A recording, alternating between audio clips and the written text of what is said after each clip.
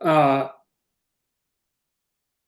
this has been a tough day. It's a tough news day, to say the least, and it doesn't seem to be getting any better. And so I want to name that difficulty, um, the the received dead hostages, and the tremendous difficulty of holding them and the Jewish people all together. And I was thinking about it and what we were going to learn tonight with that in mind. And I was struck by the tension around the commandment we're about to get next week, or not commandment, but the invitation next week that we should be joyous. Mishenichnas Adar. We'll talk about that in a second. And so we're going to talk about that tension tonight. But I want to name that this is a tough subject. I'm not particularly interested in having a discussion around politics, but I want to create some space for us to be together and to have and have conversations about feelings and joy and suffering and all of those things, and make an invitation that if you feel like it's too much, like there's no obligation to stay. You could watch it later. You don't have to watch it. Like it's okay to just feel whatever you feel, and I just sort of wanted to create space for us here as a group to feel what you need and to not feel an obligation to stick around if it feels like too much. Now, I don't know that the subject matter, the topic, the texts we'll learn will necessarily speak that, well, may not necessarily encourage that feeling, but if you feel it, I want to give, just if you needed permission, you have it, not that you needed it. We're going to start. I'm doing it slightly differently today. I'm gonna share my Safaria source sheet because I just didn't have the emotional energy to make a nice fancy source sheet. But this is findable online. I can put the link in the chat before we end today, or you can find it on there. Search my name, blah, blah, blah. And I wanted to just name this sort of source, which I found that described, I think, pretty accurately, certainly how I was feeling, how I think many people are feeling. Doesn't mean that's how you feel. From Moed Katan. And this is a text around eulogies. And I found it because part of the laws of the halacha of Purim is that we don't do eulogies on Purim. So I was sort of like pulling that thread, and I found this source. I felt it described this moment to me particularly well. And this in particularly was about Rabbi Yochanan, but I think it certainly can be expansive today. When Rabbi Yochanan passed away, Rabbi Yitzchak ben Elazar opened his eulogy for him as follows. Today is as difficult for the Jewish people as the day that the sun set at noon, as it is written. And it shall come to pass on that day, says the Lord God, that I will cause the sun to go down at noon. And I will darken the earth in the clear day, and I will turn your feasts into mourning, and all your songs into lamentation, and I will bring up sackcloth upon all loins, and baldness upon every head, and I will make it as the morning for an only son, and its end like a bitter day. This quote from Amos certainly sets us up for a pretty dire sense, a dire feeling. And so I want to do two things before we move on. One is I want to honor the Bibas's family's request not to eulogize their family until time is right, which they have not said it is. So we're not doing that tonight. In fact, we're not going to talk necessarily about any individuals, and I'm sure that's our point. This is an opportunity for us, I think, to do reflection, to think about our own lived experience in response to the news, is sort of how I'm thinking about this. And so this is sort of by way of introduction, and then we're going to get into the text. This idea comes from this one line in the Talmud and does not appear in almost any, if any, halachic material moving forward, which means this is a turn of phrase more than it is a halacha or a commandment or anything like that.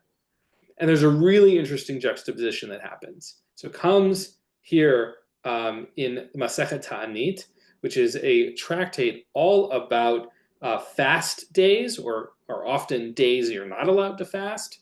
It has to do with rain, all sorts of things like that. The Mishnah teaches, from when the month of Av begins, one decreases acts of joy, rejoicing, which comes, this is a quote from the Mishnah. Rav Yehuda, son of Rav Shmuel bar Shelat, said in the name of Rav, just as when Av begins, one decreases rejoicing, so too when the month of Adar begins, one increases rejoicing. Right? And here's the phrase that you may be familiar with, Misha nichnas Adar marbin besimcha. Right? That's the words taken to sing the song. The idea, right, that when you enter Adar, those who enter Adar, all of us who enter Adar, we increase one's joy, that we should do that.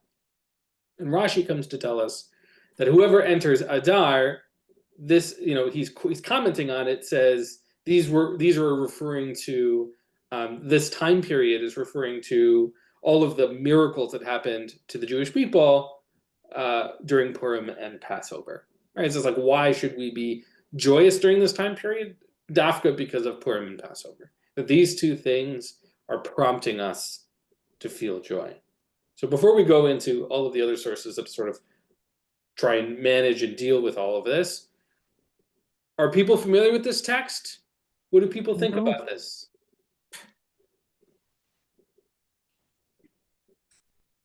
It's new to me. Well, that's interesting that they're dividing the year in half, and they're saying in Av, basically Rosh Hashanah and Yom Kippur are sad, are mournful days. But what do you do with Sukkot? Yeah. So there's an interesting juxtaposition here, right?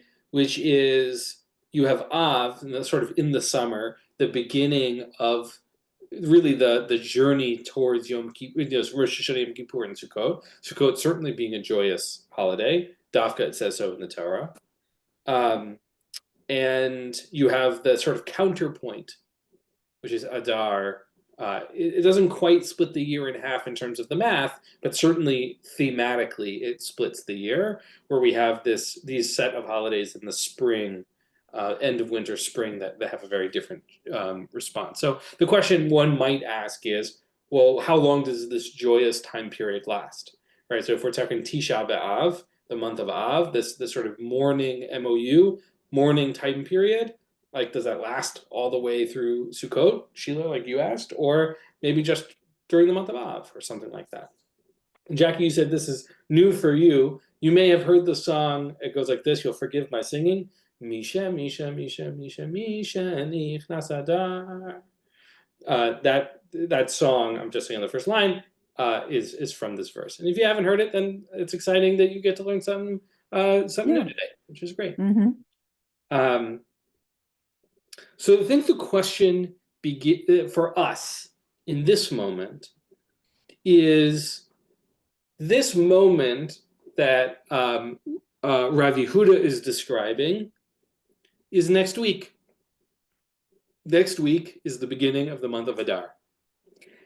And we have to, like we have for quite some time now, try and manage, what does it mean to feel joy or to be increase rejoicing in a time period where it feels that much more difficult to do so? What is the nature of that joy? What do we do about it? And I've collected a number of different sources from different approaches that a little bit leaning on the Hasidic side of things, with an ending not like that at all, that I think sort of can give us some language, frameworks, ways that we can approach it, and we'll see what we can take from it. This first source, they're not in historical order. This first source is from the Eish Kodesh. His last name is Shapira. I can't remember the rest of his name. He's got a lot of names. He was a Hasidic Rebbe who lived in the Warsaw Ghetto and dealt with tremendous suffering of his people. And a number of his books were actually found hidden, buried underground so that they wouldn't have been found during the war. And so I think he is a really wonderful. He offers not just the specifics, but he offers a perspective from someone who has experienced tremendous suffering during a time period in which we are asked to do joy. Can I get a volunteer to read what the Eish Kodesh says? I'll read. Go for it. It is found in the Tikkun Zohar that Purim is like Yom Kippurim, an alternate way of referring to Yom Kippur. It could be that it also hints to the following, that just like you on Yom Kippur, the fast and the repentance on that day are not dependent on whether a person wants to them, that he does them only then. All right, pause. So here we've got, we have a reference to the Zohar here, or a section of the Zohar, right, that makes a comparison between Yom Kippur and Purim, Yom Kippurim and Purim. And there are multiple ways. It's a very common association made by Hasidic rabbis that these two things are in relationship to each other. With which, once again, like Sheila said before, we've got this Av High Holidays track, and we've got this Purim Passover track thing that's happening. So here we see a sort of a reflection of that idea here as well. And that it hints, and that what the Eish Kodesh is highlighting here is that the day happens.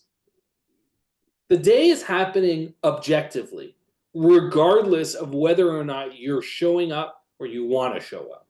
Yom Kippur is going to happen on the 10th of Tishrei every year, no matter what. The question is about how you show up to that day, right? It's whether or not you want them, right? It happens anyway, right? I'm sorry, that's not the line. It's not dependent on whether a person wants to do them, but that's the day when that you're doing those things, right? The day is happening anyway, and we're choosing to fast and repent on that day, for all sorts of reasons. All right, Jackie. How you confront it. Right, exactly. Keep going. Rather, whether one wants to or not, he has to do them because they are a decree of the Holy One, blessed be he. So too with the joy of Purim.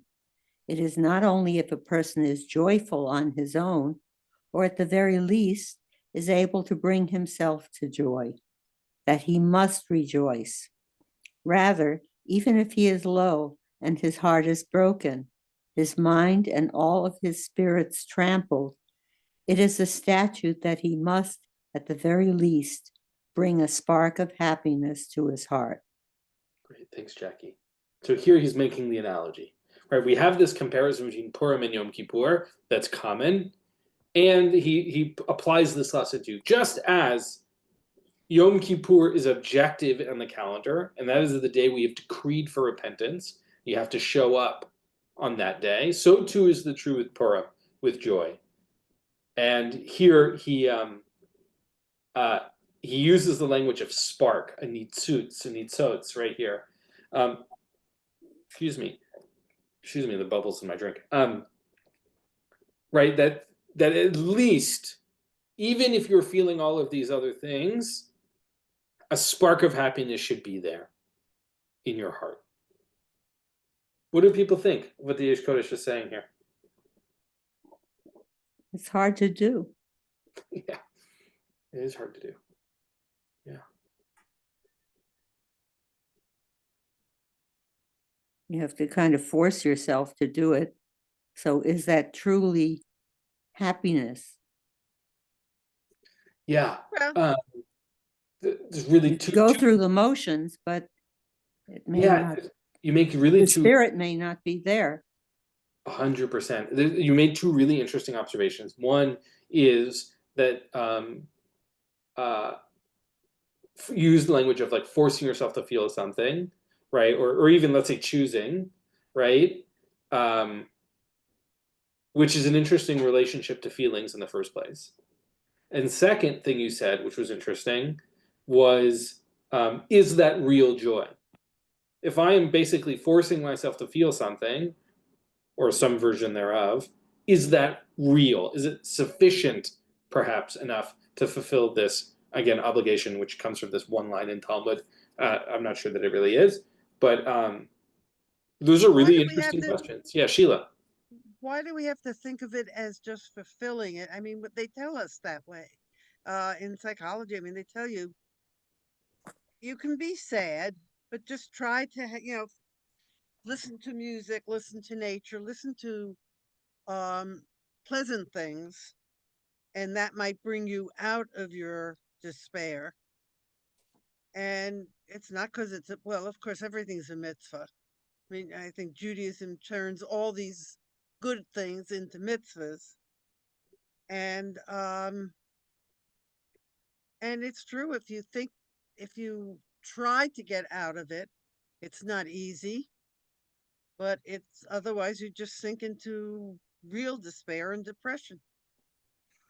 Yeah, yeah. I think you've named a great, identified a great risk here, right? Which is actually a little bit of joy is really important, lest you sort of fall off the deep end. And the other thing you said that I thought was interesting was, I'm going to paraphrase here. You can feel more than one thing at a time. Like it's okay to feel and do pleasant things, even amidst these other feelings you might be having. Those things don't have to live as exclusive feelings, but in relationship to each other, in partnership, and in mutual existence. Um, You're acknowledging that you're human and that you can have joint feelings. yeah, And, there's nothing wrong with feeling sad at some time. There are these people who are always joyful, or so we think. Probably they're not. They're putting on a face.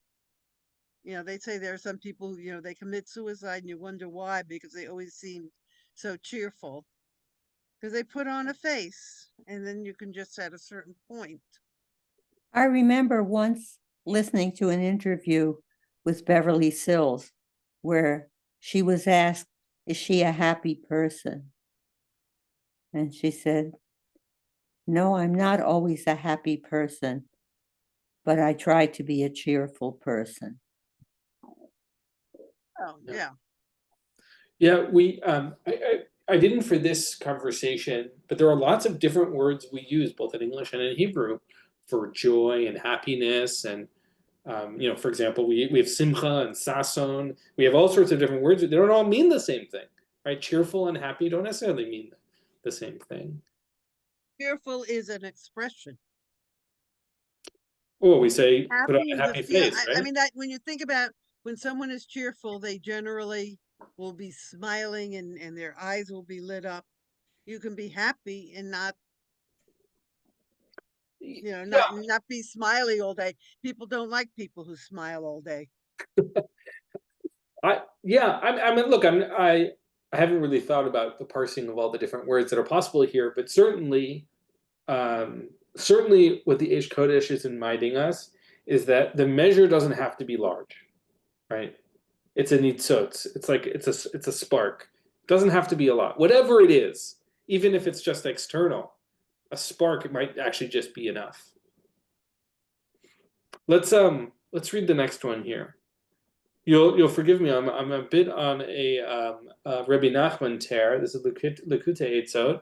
Last week or 2 weeks ago, we learned some Likutei Maran, Likutei Tfilot.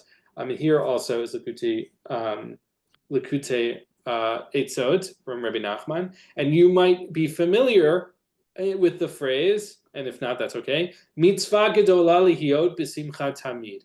One, it is a great mitzvah to be happy always. Sheila, you sort of like anticipated where I was going, right?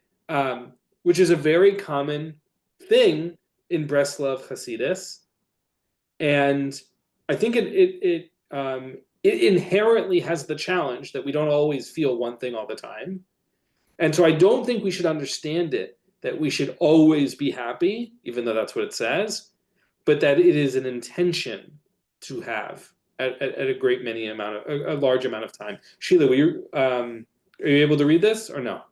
For me, Yeah, yeah, it's a great mitzvah to be happy at all times. Be please. determined to keep away from depression and aim to be happy constantly. Happiness is the remedy for all kinds of diseases because many diseases are caused by depression.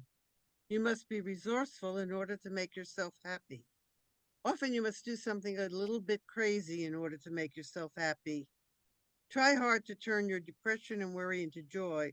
If you really set your mind to it, you will easily find that even amidst the worst troubles and suffering, there is an opening that you can use to convert all the depression into joy. True joy is when you drag your darkness and depression, even against their will, and force them to turn into happiness. Boy, Say more, Sheila. this this just turns me off Say more. Tell me more. Tell me why. because it's ridiculous. You can't be happy all the time. If you don't acknowledge sad things, then you're not part of the world. Yeah. You have to acknowledge bad things because that's life, unfortunately. Now, I mean, how bad the things have to be, that's another question. And I think that's the word, exhibit, but this is what's happening now. And forget about Israel.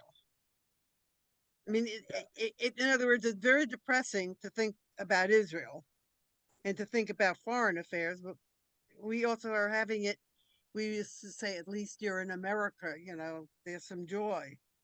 And politics aside, I mean, what's going on is, Yeah. I mean, funny. I say I'm So- glad I'm old because I don't know how a young person deals with all this. So I want to offer two things as we approach this text. I think you were right to say that this is, let's say, uncomfortable advice, to say the least, and that it does seem to. Again, I'm pulling it like out of a whole chapter on happiness, right? So it's a little we can be a little unfair to the text here, and I wonder what it would look like for us to look at this text not as a prescriptive mode, which is to say, here's what you should do. I wonder what it would look like for us to read this text as good advice, right? As eitzot. What would it look like for us to see it more descriptive than prescriptive? That's the first thing. And I'm not suggesting it has an exclusive, like, you got to feel lots of things. I'm a firm believer that my own lived experience feels that way. So I'm not suggesting you should be happy all the time. I don't think that that's right. But I do think there is some interesting advice in here that's valuable to us. I agree with you. I want to hear what I want to say my second thing, and Helena, I'm going to come to you next. The second thing is, I was so taken. The reason why I included this text, other than the fact that the first line is generally familiar, is I was so struck by the last line. That real joy is when you drag your darkness and depression, even against their will. Again, these words have different meaning, right? This is like translation, so we should be careful with how we understand these words in this context. True joy is when you drag your darkness and depression, even against their will, and force them to turn into happiness. I was so struck by that imagery. That was the reason why I included it. Helena, please. So there is a lot of truth in this paragraph. We know for sure that depression causes a lot of diseases, not only mental diseases, but physical, real diseases, okay? Dopamine, endorphin, and all those high mood substances have a positive effect on the body, on the physics. So it's not all mental. Mara Shchora can cause depression and can cause suicide. We know that for sure. So there is a lot of truth into this paragraph. Though it's worth noting that Rabbi we Nachman cannot be all the time happy, especially nowadays with everything that is happening. And it's not only in Israel, it's in the whole world. So whoever puts their head into the, like Bat Ya'ana, into the ground and refuses to watch everything that is happening around us is stupid also. Yeah. So we have to be vigilant. We have to try not to, I cannot sleep the last few months. I haven't been sleeping right. I haven't been sleeping well. And that affects my my whole immunity. I cannot combat any of the small viruses, diseases, and then that can cause also other diseases, much more grave. Bigger diseases. Yeah. So, yeah, if you find a way, so I'm forcing myself to get out in spite of the weather, to go and be among people, to try and think of something positive. I cannot watch the news. It drives me nuts. I watch only once a day the news because I'm going crazy. And try not to watch the news at night. I'm trying to watch comedies or stuff like this, put music, fun music, things to make me feel a little bit happy. I wonder, Helena, you're also older, although you went to Israel. How people dealt with this in the 30s. So I mean, I after all, tell you, I have two examples because and both you lived in Israel when it was hard to live there, right? very In the hard. Yes. 40s and 50s. Yeah. There was no food, there was malaria, there was amoebiasis, there was typhus, cholera, whatever you want, we had it, okay? There were no vaccinations. And we had on top of it, the Arabs, Intifada, terrorism, wars. I lived through many wars in Israel. But I'll give you an example of how people look at certain things from my parents and from my in-laws who went through the Shoah. They went through World War II and concentration camps and partisans. My parents went through, they came from very rich background, and they lost everybody. And of course, they were in concentration camps. And I think that my mother, she was more religious. She came from a more religious background than my father. She gave it all to God. By the same token, she would tell me that God is helping those who help themselves.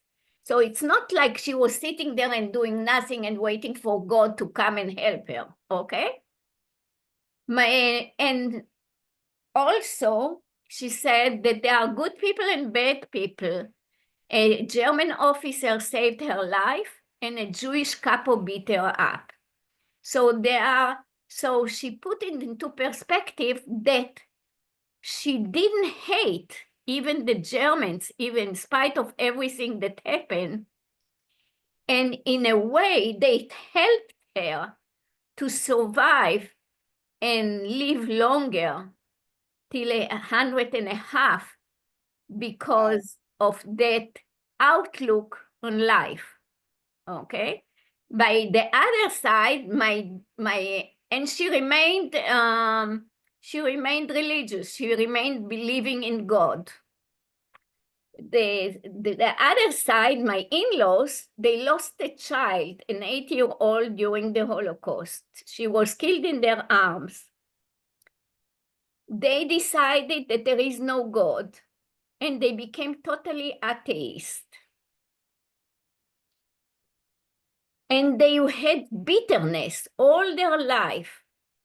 And I think maybe in some way, they projected it to my husband, who most of you don't know. My husband killed himself. And I think that part of it, this outlook on life, and there will never be shalom in Israel, there will never be peace, there will never be good what are you doing here? Go away from here. All the time negative, that definitely impacted on my husband's outlook on life.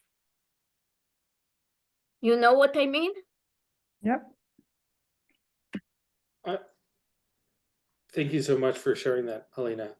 I think there is, I think to draw from your story, your to the Torah we're learning right this moment, which is that there's a choice involved here. There's a Even choice. though it's difficult, yes. For sure, absolutely difficult. I never suggesting it's easy. In fact, if we look at the language here of Rabbi Nachman, who suffered himself tremendously with depression, right? His language is you have to drag. You're like physically dragging this darkness towards let's say balance, as But opposed you to also need help. You need somebody to be around to encourage you. Yes. Because if you don't have somebody else around, to listen, I think basically it's to listen to you. And of course, then they get depressed listening to you being depressed. But the importance is to have somebody to listen to. The Gemara says, don't separate yourself from the community. Yeah. And this is a piece of that. Yeah. So what I want us to draw from this. If I may add, Please, Judy. Helena was talking about being religious. I recently read statistics, something like those who are observant, any religion, who observe and believe in God, I think it adds something like 6 or 8 years to their lives. Yeah. Yeah. Thanks, Judy. Right. There's something about a worldview that, let's say, a sense of faithfulness, which are understood differently by different traditions, right? There's a power in that. Thanks for adding it, Judy. I really appreciate that. Yeah, but So there's what I want to, please, there's Sheila. a lot of time that you hate to be with people who are forever cheerful and smiling. You really don't trust them. Are they projecting this? Are they really that? Then they're a fool. But it's everything in moderation, really. Yeah. That's what I was going to say, which is I think the advice here, right, of Rabbi Nachman is less about the extreme, even though it's framed that way.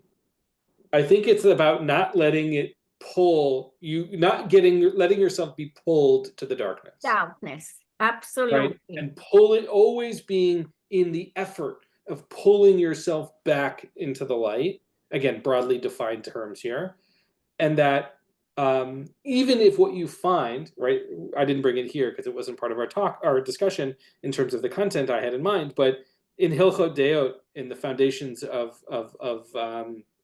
human dispositions of the Rambam, he says you should never feel too much of anything at any point, right? You should always be in the happy medium. And so I think in that mindset, I am seeing this text as the consistent effort to stay out of the darkness.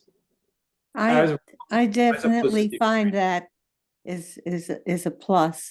I know what kinds of things would be capable of dragging me down, and I don't allow it to happen. Exactly. Jackie, you have two very good skills though to help you. Yeah. You have your artwork.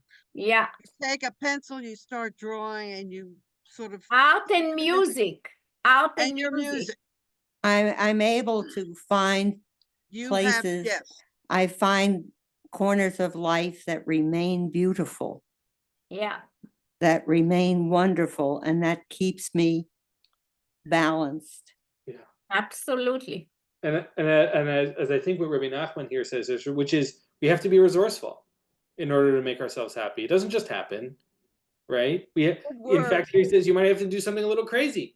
Well, my late husband used to tell me, my husband used to tell me when I would not find the world salubrious the way I'd like it, I would create a world of my own. I like that. I like that a lot. Let's move on a little bit. This is a quote from Martin Buber's Tales of the Hasidim. Sorry, close that. Sometimes so Safari, so it's playing a little bit with the boxes here. Helena, will you read this one for us? Okay. Start Here with the find Rebbe. my accent. Accent's perfect, not to worry. The Rebbe was asked, what is the right way, that of sorrow or that of joy? He answered, there are two kinds of sorrow and two kinds of joy. When a person broods over the misfortunes that have come upon him, when he cowers in a corner and despairs, that is a bad kind of sorrow. And I relate to it. The other kind is the honest kind of grief of a person who knows that they lack. All right, pause there for a second. What they lack. Well, let's pause there. So the Rebbe in this story is asked, and you can see the page if you have a copy of the book, 231, right? Which is the right way, that of sorrow or of joy? Which of course is a ridiculous question, right? It's a ridiculous question, but it's great for us to set up this framework here. One is, right, that there's two kinds of sorrow and joy. One is, and we're now talking about sorrow first, right? Someone who broods and remains in the corner, in that darkness we described before. That kind of sorrow, let's say, instead of bad and good, perhaps unsustainable. Yeah, they become catatonic. They cannot function. It's destructive. Right. Yeah. And that the other kind presented here, and Judy, I see you unmute, so I'm going to come to you next, right? That the other kind, right, is like a sense of honesty. Like, yeah, I feel sorrow. Like, I'm missing something that I had or that I need to have, or some version thereof, right? That there's like, it's okay to grieve. You feel bad sometimes, right? Yeah. Like, that's okay. Judy, I saw you unmute before. No, I'm sorry. It was my finger just touched my phone. Oh, okay. I thought you were just so excited. That's okay too. All right, Helena, keep reading for us. The same is true of joy.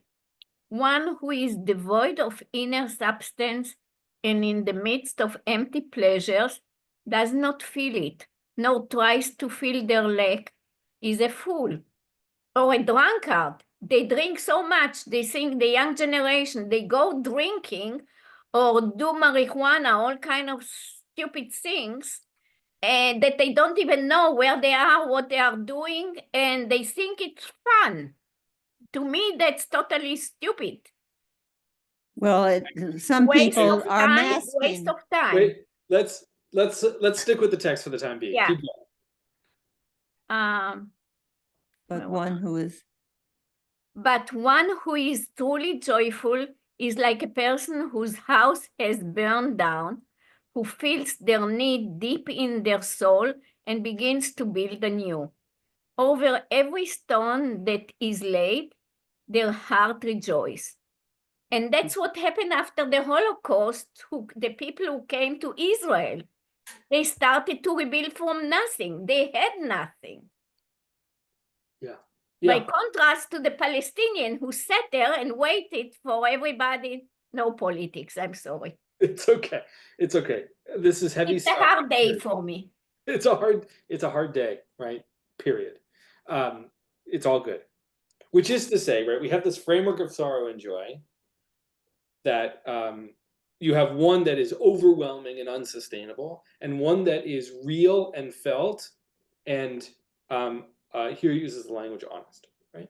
And the same thing is on both sides, which is you have the extreme, such that it's basically meaningless joy, right? It's not grounded in lived experience. It's beyond that. It's foolish. It's like hevel hevelim, it says in Ecclesiastes, right?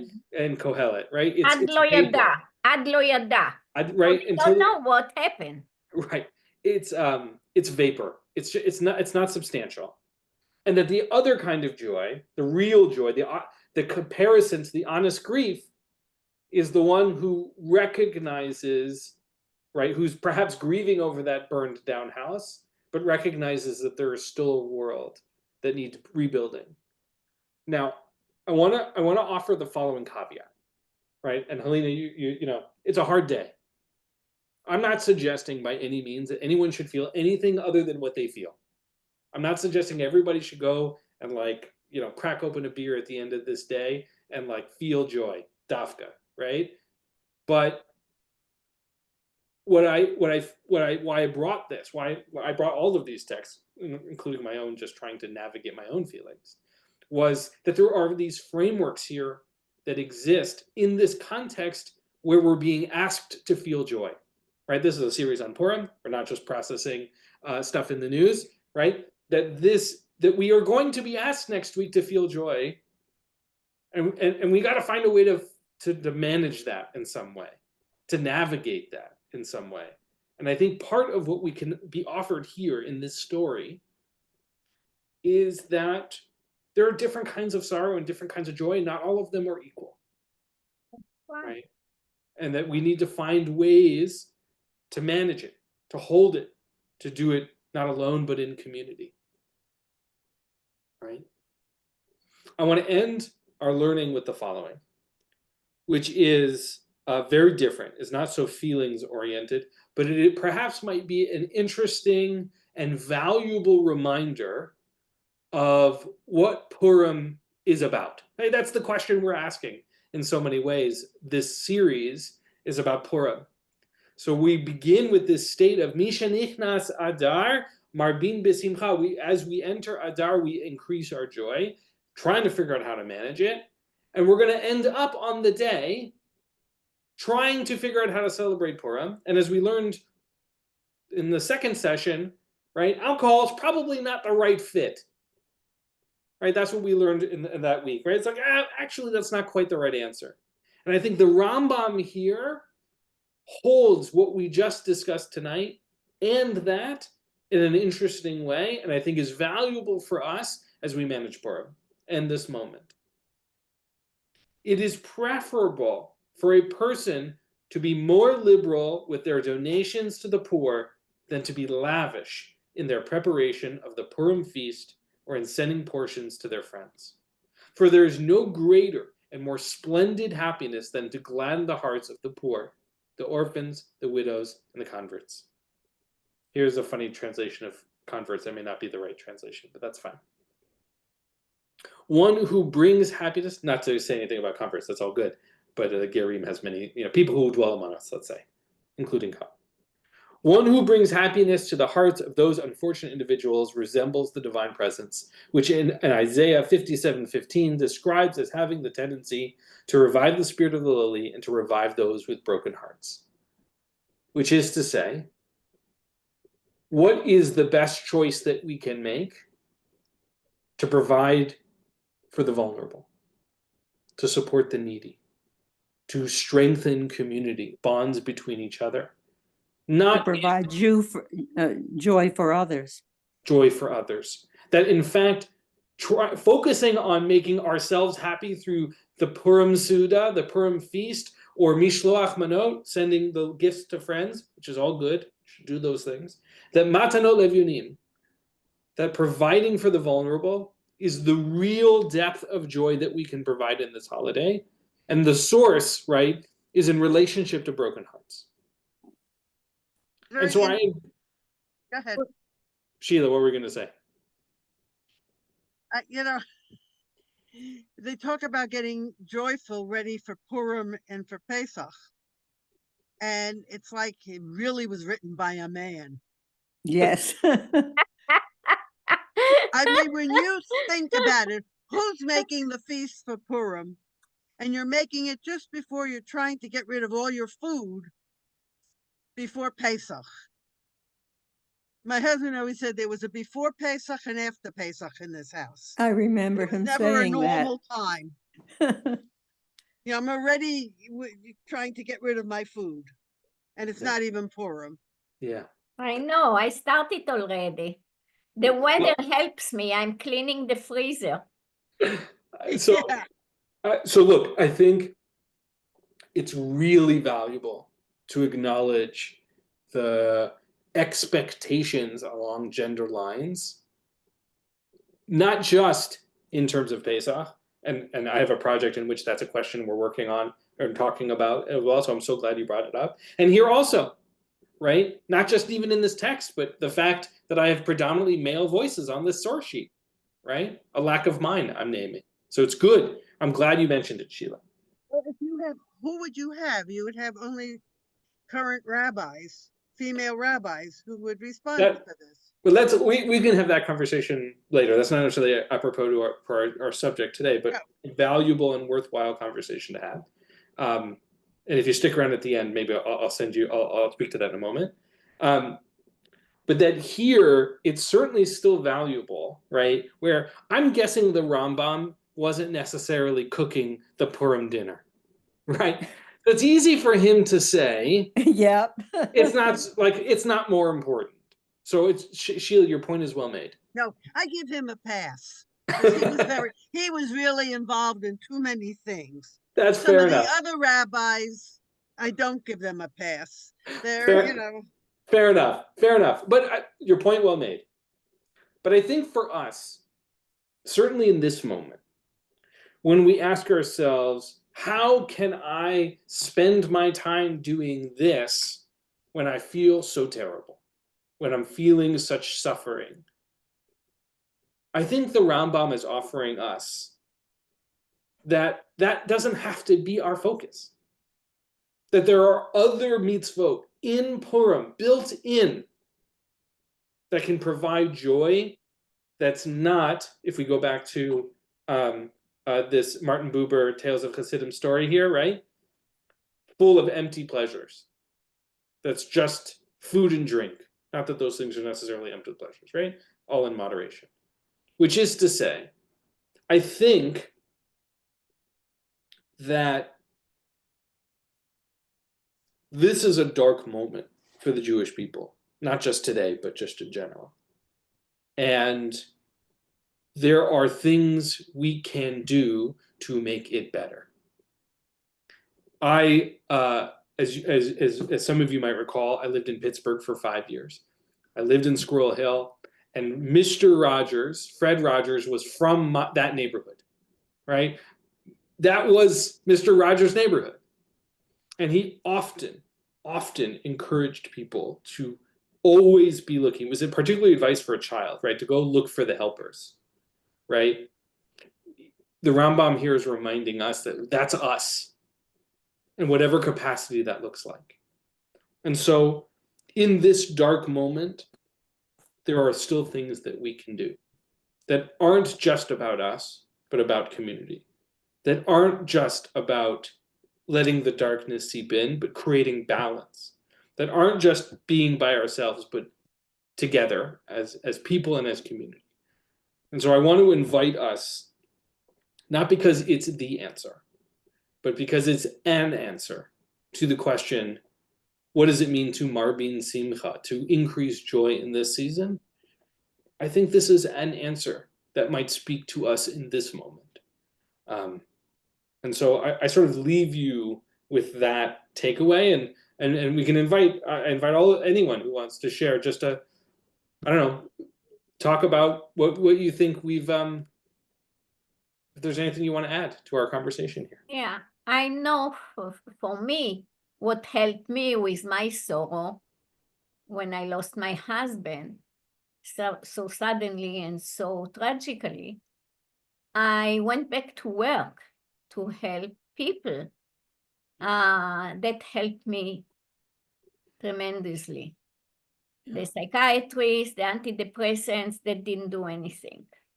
But for me, doing something for other people who were less fortunate than me, at least I had my profession to fall onto, really helped me. And you had something to occupy your mind. Correct. It wasn't just that you were doing something, it's not like listening to music. It's like playing the music, where you have to be involved. Actively involved, yeah. Yeah. Yeah.